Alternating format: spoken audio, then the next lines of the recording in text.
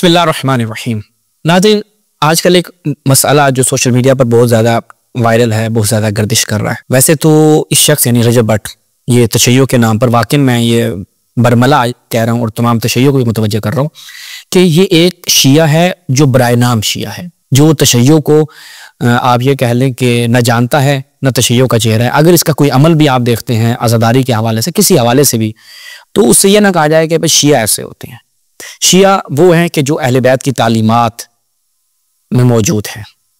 اب اگر کوئی اس سے ہٹ کر عمل کرتا ہے تو یہ نہیں کہا جائے گا کہ اہل بیت کی تعلیمات ایسی تھی۔ اس کی رجب بٹ کی پہلے بھی اس طرح کی کافی جو ہے وہ پرابلمز آئیں اس کے حوالے سے۔ مثلا پہلے کچھ عرصہ پہلے توہین رسالت کا اس کے اوپر کیس کیا گیا، اس کو ملک سے باہر جانا پڑا اور کافی دوستوں نے، کئی لوگوں نے اس کے اوپر فلپس وغیرہ بنائے۔ ہم نے اس وقت اجتناب کیا، ہم نے کہا نہیں، یہ کوئی ایسی انسان نہیں ہے کہ جس کا دفاع کیا جائے یا اس کے اعمال کو ہم صحیح درست کر کے پیش کریں، نہیں، ایسا یہ انسان نہیں ہے ٹھیک ہے رجب بٹ۔ چونکہ یہ لوگ شہرت، پیسہ اور موسمی لوگ ہیں۔ جیسے کہ کسی شخص نے انٹرویو کیا ان کے ہمشیرہ کا اور پوچھا کہ آپ کیسے لوگ ہیں کہ یہی سوشل میڈیا ہے، یہ دو چہرے۔ دیکھیں، شیعہ دو چہرے نہیں رکھتا۔ مثلا میں وہ شیعہ ہوں کہ جو ڈھول ڈمکا، ڈانس، جناب محفلیں، بے حجابی، بے پردگی اور اس طرح کے کام کروں اور میں کہوں میں اہل بیت کا ماننے والا ہوں، نعرہ حیدری یا علی، اور ولوگ اللہم صلی علی محمد و آل محمد پڑھ کے شروع کروں، دوسرے محرم آ جائے اور میں سب سے بڑا عزادار ہوں۔ یہ شیعہ منافق نہیں ہوتا ہے، یعنی شیعہ اہل بیت جو امیر المؤمنین کی تعلیمات پہ عمل کرتا ہو، جو اہل بیت کی تعلیمات کے پیچھے چلتا ہو، اس میں یہ منافقت نہیں ہوتی اور اس کو ہم شیعہ نہیں کہتے۔ اس لیے یہ ایک، اگر ابھی یہ ہماری گفتگو سنیں تو ایران زیارات پر بھی یہ آئے، اپنی ویڈیوز لگائے، ویلوگز وغیرہ بنائے، پھر ماتم کرتے ہوئے جناب اپنی خاص ویڈیو بنا کر وہ اس طرح کے سارے اعمال کرنا، یہ تشیع کا چہرہ نہیں ہے، یہ تشیع کے نمائندہ افراد نہیں ہیں۔ اور ایسے افراد کی نہ پش پناہی کرنی چاہیے بلکہ ان کی مذمت کرنی چاہیے ایسے افراد کی۔ اور بھی بلاگرز ہیں جو تشیع کا چہرہ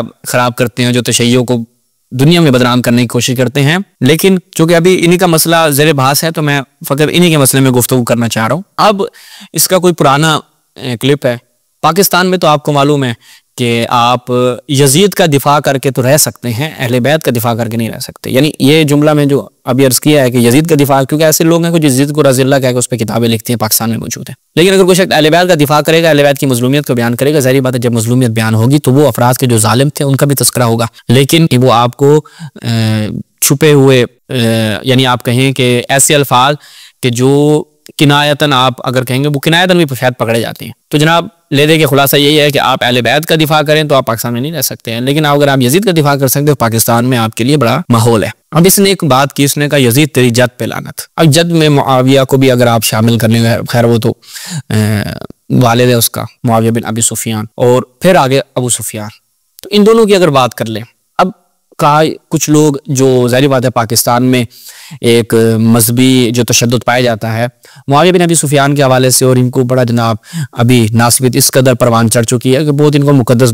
بنا کر پیش کیا جاتا ہے۔ حتیٰ اہل سنت کا ایک ایسا گروہ موجود ہے، جیسے مثلا ڈاکٹر صداقت فریدی ہیں، یاسین قادری صاحب ہے، مفتی فضل ہمدرد ہے، اور قاری طیب صاحب، طیب گیلانی صاحب ہیں۔ قاری طیب کہہ رہا ہوں، وہ دیوبند علماء کے ایک شخصیت ہے، قاری طیب ان کی کتاب ہے، تو وہیں سے قاری طیب گیلانی صاحب ہیں، اس طرح کے دیگر افراد ہیں۔ تو وہ کیا جی معاویہ، یزید اور بنو امیہ کو بالکل درست سمجھتے ہیں۔ حتیٰ انجیر محمد علی مرزا بھی معاویہ اور ان کے جرائم کو بیان کرتا ہے، لیکن پھر ظاہر بات ہے مذہب آپ کا چونکہ اجازت نہیں دیتا، آپ کے ہاں قاتل اور مقتول دونوں رضی اللہ ہو سکتے ہیں، تو لہٰذا پھر آپ آخر میں جا کے رضی اللہ بول دیتے ہیں اور کہتے ہیں ٹھیک ہے بھائی صحابی تو ہیں۔ اچھا، اب اہل سنت میں خود یہ مختلف فی شخصیات ہیں، ابو سفیان، معاویہ، حتیٰ کہ ابو سفیان کے متعلق تاریخ میں یہ واضح ملتا ہے کہ اس کے اسلام کے متعلق بھی اختلاف ہے۔ حتیٰ کہ ایسی روایات بھی ہیں کہ ما اسلم فقد استسلم، یعنی یہ اسلام نہیں لے کے آئے۔ حضرت ہمارے یاسر سے روایت ملتی ہے کہ یہ اسلام نہیں لے کر، اگر مجھے عبارت مل جائے تو میں آپ کی خدمت میں عرض کروں کہ یہ اسلام لے کر نہیں آئے۔ خود ہم نے ایک روایت میں بیان کیا تھا کہ اس کا جو اسلام تھا معاویہ کا، معاویہ جبرن اسلام لے کر آیا، یہ ملاحظہ فرمائیں، یعنی یہ ہم پہلے بیان کر چکے ہیں۔ یہ کتاب المعجم ابن العرابی کی یہاں پر روایت دیکھیں کہ یہ معاویہ جو ہے یہ کس وجہ سے کرہن، یعنی یہ نہیں کہ دل سے اسلام لے کر آیا، ٹھیک ہے، کہ تو اور تیرا باپ جو ہے وہ جو اسلام میں تم دونوں، یعنی معاویہ اور اس کا باپ ابو سفیان، یہ دونوں اسلام، یہ صحیح روایت ہے، یہ دونوں اسلام میں آئے ہیں مجبوراً، ناپسندیدگی کے ساتھ، یہ ناپسندیدگی کے ساتھ اسلام میں آئے ہیں، انہوں نے دیکھا کہ اب کوئی آپشن نہیں ہے، اسلام قبول کر لینا چاہیے، اب ایسی شخصیات جن کے اسلام میں بھی اختلاف ہے کہ وہ جو واقع جن کا اسلام مشکوک ہو اور اسلام میں اپنے منافع اور مقاصد کی خاطر آئے ہوں، اگر ان کے حوالے سے کوئی یہ بات کرتا ہے، اب یہ نہیں میں کہہ رہا کہ رجب بٹ انسان اچھا ہے یا رجب بٹ نے جو یہ کام کرتا ہے یہ شیعہ بطور شیعہ یہ کام درست ہے، نہیں، میں ان سب کو پہلے نفی کر چکا ہوں، میں اس کے جملے کے اوپر کلام کرنا چاہ رہا ہوں. جیسا کہ سلمان ندوی صاحب نے بھی ابھی حال ہی میں یزید اور معاویہ کے حوالے سے بڑا دبنگ اعلان کیا اور دبنگ گفتگو کی اور باقی تاریخی حقائق اور صحیح روایات کو مد نظر رکھتے ہوئے گفتگو کی، تو وہ چیز نہایت واضح ہے، اس کے اوپر کوئی کلام نہیں ہے. یعنی معاویہ اور اس کو، میرا جو مقصد ہے وہ یہ کہ ان کو لے کر آپ پاکستان میں اس چیز کی اجازت دیں کہ جناب اگر کوئی معاویہ اور ابو سفیان کے متعلق اس طرح کی بات کرتا ہے تو سارے مذہبی دھڑے جو ہے جو متشدد اور تکفیری گروہ ہیں وہ سارے اس کے خلاف اکٹھے ہو جائیں اور جناب اس کو مار دیں گے، قتل کر دیں گے، یہ کر دیں گے، وہ کر دیں گے، اور وہ شخص مجبور ہو جائے کہ ملک چھوڑ کے چلا جائے. اور الحمدللہ اب اس نے لوگوں ختم کر دی ہے. اب یہ ہے کہ تشیع کی بدنامی میں تھوڑی سی کمی آئے گی اس بندے کی وجہ سے. اب یہ جو کام ہو رہا ہے، دوسری طرف ہم آ جائیں، آپ کہتے ہیں جی ہمارے مقدسات ہیں، معاویہ ابو سفیان ہمارے مقدسات میں سے، تو جناب پاکستان کا قانون کیا یک طرفہ ہے؟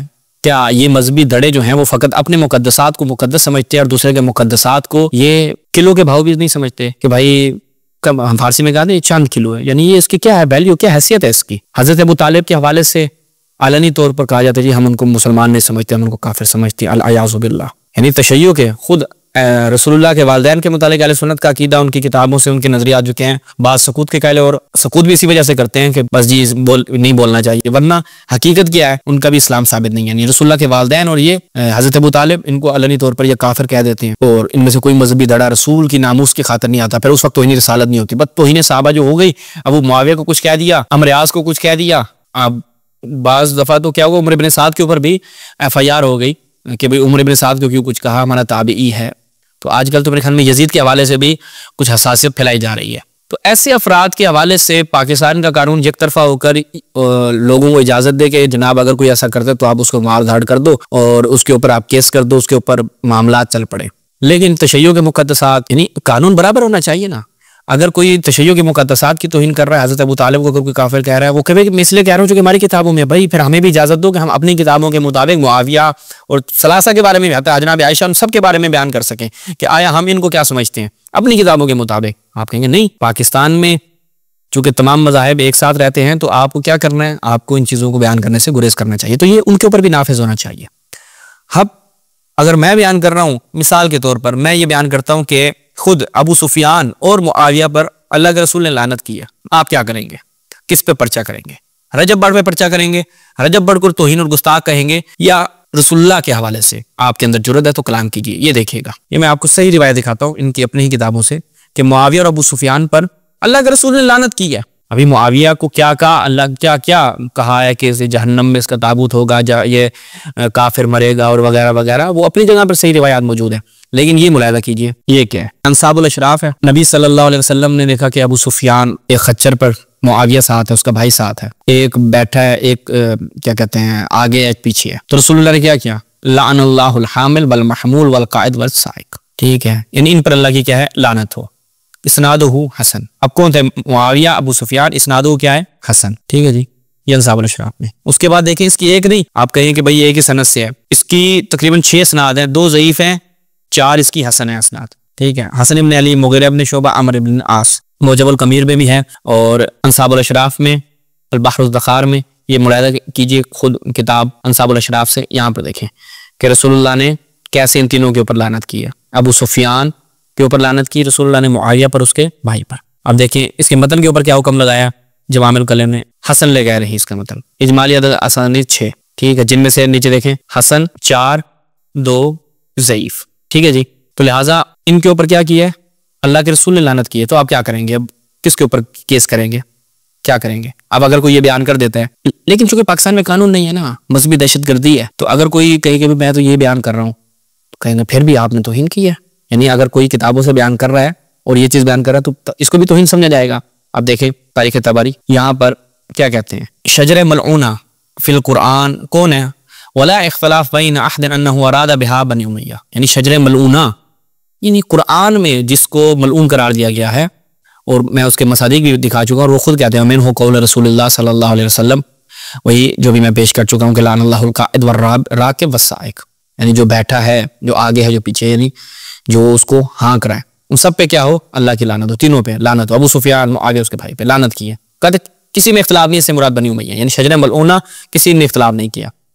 اس کے بعد دوبارہ ملاحظہ کریں ایک اور کتاب سے، تاریخ ابی الفضاء سے، یہاں پر دیکھیں وَالشَّجَرَةُ الْمَلْعُونَةُ اتَّفَقَ الْمُفَسِّرُونَ أَنَّهُ أَرَادَ بِهَا بنی امیہ. مفسرین کا اتفاق ہے کہ یہ شجرہ ملعونہ سے مراد کون ہے؟ بنی امیہ ہے. اور پھر وہی کہ رسول اللہ نے ابو سفیان کو دیکھا اور اس کے بیٹے معاویہ کو، اور یزید اس کے یزید اخو معاویہ جو معاویہ کا بھائی تھا. تو اللہ کے رسول نے کیا فرمایا؟ لعن اللہ القاعد والراکب والسائق. اب یہی روایت جو ہے ہم آپ کو ایک اور کتاب سے دکھاتے ہیں. یہ خود یہی روایت معجم الکبیر میں آتی ہے، وہاں پر امام حسن علیہ السلام بیان فرماتے ہیں. یہ پہلے اس کی سند دیکھیں، اسنادہ حسن، اس کی سند کیا ہے؟ حسن ہے. یہ المعجم الکبیر للطبرانی روایت نمبر 2698، یہ اس کے روات ہیں. اب یہاں پر آخر میں کیا ہے؟ یا عمر وانت یا مغیرہ تعلمان ان رسول اللہ، کیا تم لوگ دونوں یہ جانتے ہو کہ اللہ کے رسول نے یہ فرمایا کہ لعن اللہ السائق والراکب.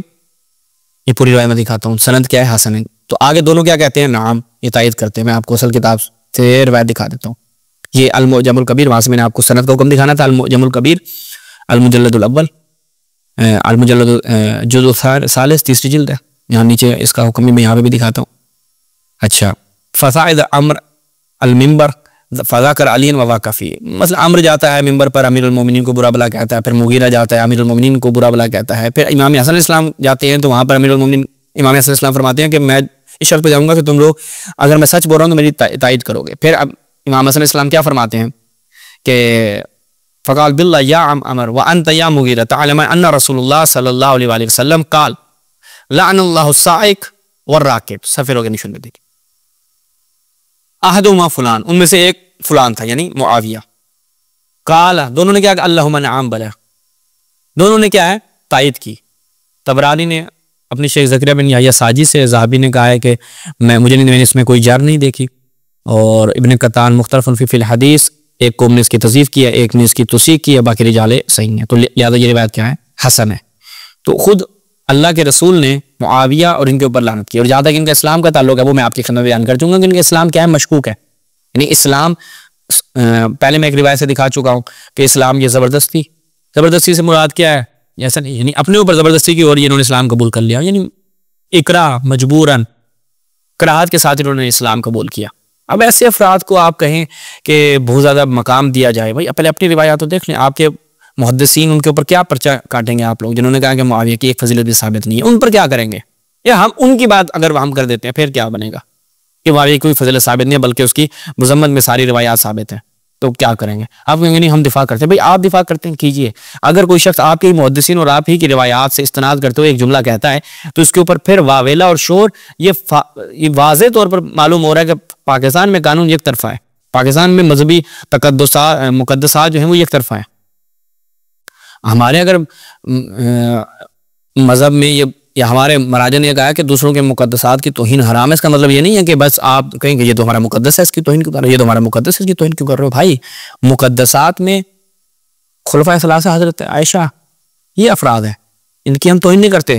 توہین کا مطلب کیا ہے جی؟ آپ علنی تبرہ لعن تان شروع کر دیں، نہیں، یہ اس کو ہم توہین کیونکہ کاؤنٹ کیا جائے گا، ہماری روایات میں بھی اس کی مذمت کی گئی ہے. اگر کوئی تاریخی حقائق بیان کرے، اگر کوئی آ کر بیان کرتا ہے انہی کے متعلق، حتیٰ کہ ان کے متعلق ہمارے مراجع بھی اجازت دیتے ہیں کہ تاریخی حقائق اور جو مسلمات تشیع کو بیان کرنا چاہیے. اس سے قطعاً یہ مراد نہیں ہے کہ سکوت اختیار کر لیا جائے اور کہا کہ نہیں جی غدیر اور ثقیفہ کی چیز ہے، اس میں کوئی فرق نہیں ہے. نہیں، یہ وحدت نہیں ہے، اور نہ ہی ہمارے مراجع نے اس کا حکم دیا، نہ ہمارے مراجع کے فتاوی اس چیز کے اوپر مشتمل ہیں. تو لہٰذا یہ پاکستان میں ہمارے جو قانونی ادارے ہیں، میں ان سے درخواست کروں گا کہ ایسی چیزیں کہ جو آپ کے یہاں مختلف فی ہیں، جو آپ ہی کے ہاں ابھی ان کے حوالے سے فیصلہ نہیں ہو پایا، اس کو لے کر تشیع کے اوپر اس انداز سے تشدد اور تشیع کی کسی فرض کو، چاہے وہ تشیع کا فرد برائے نام ہی کیوں نہ ہو، اس کے اوپر اس انداز سے سخت گیری یہ درست نہیں ہے. اس کے اوپر نظر ثانی کرنی چاہیے، ہمارے علماء کو بھی اس کے اوپر گفتگو کرنی چاہیے، اس انداز سے گفتگو کرنی چاہیے. نہیں میں کہہ رہا کہ اس شخص رجب بٹ کی آپ نے سائڈ لینی ہے یا رجب بٹ کا دفاع کرنا ہے، نہیں، یہ آج ایک رجب بٹ ہے، کل کوئی اور شخص آ جائے گا، کل تیسرا آ جائے گا، چوتھا آ جائے گا. تو ایسے افراد کے حوالے سے واقعی کوئی لائحہ بنانا چاہیے، کوئی قانون ہونا چاہیے کہ جو افراد خود اہل تسنن کے مختلف فی ہیں، اگر ان کے حوالے سے یہ چیزیں بیان کر دی جاتی ہیں تو اس کے اوپر کسی قسم کا جو ہے وہ نہ تو کوئی کیس ہونا چاہیے اور بلکہ اس کو تحفظ دینا چاہیے، اور اس کے اوپر کوئی شور شرابہ بھی نہیں ہونا چاہیے۔ اسی کے ساتھ اجازت چاہتے ہیں۔ السلام علیکم ورحمۃ اللہ۔